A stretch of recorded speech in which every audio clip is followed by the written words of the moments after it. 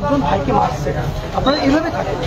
আপনারা যদি বলেন যে ওনার দাড়ি ধরতে দেখে। দোকানে কিছু সময় অপেক্ষা করা নয়, দোকানের মালিকের দাড়ি ধরে টেনে গায়ে কিল ঘুষে দিয়েছেন নাসিম ভুঁইয়া। গতকাল সোমবার মানিকগঞ্জের ঘিওর বাসস্ট্যান্ডের মানিক কম্পিউটার নামে একটি দোকানে নাসিম ভুঁইয়া জরুরি কাজ করানোর দাবি নিয়ে আসেন। দোকানের মালিক আলী আজম মানিক অন্য কাস্টমারের সঙ্গে কাজ করায় তাকে অপেক্ষা করতে বলে।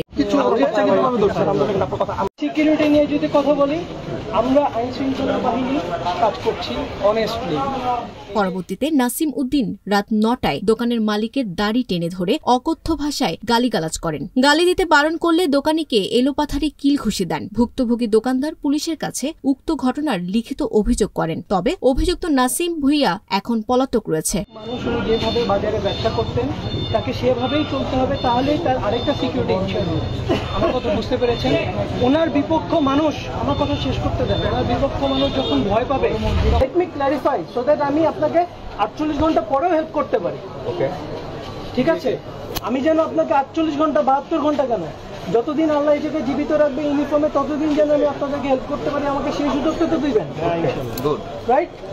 আপনি 48 ঘন্টা পরে যদি দেখেন যে না, আসামিকে পাওয়া যায় নাই, আপনি দয়া করে আপনার এখানে মুরব্বী যারা এখানে সিদ্ধান্ত নিচ্ছেন, আপনার মসজিদে যারা আছেন, যারা সিদ্ধান্ত নিচ্ছেন, তাদেরকে নিয়ে আপনারা থানায় যান।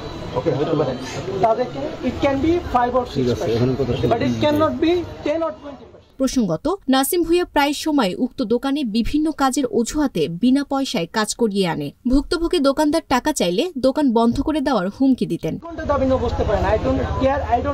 Sabikun Nahar, Sadia, news flash 71। আমার কথা বুঝতে পেরেছেন? আশা করি আমি আপনাদেরকে ক্লিয়ারলি বুঝাতে পেরেছি, রাইট?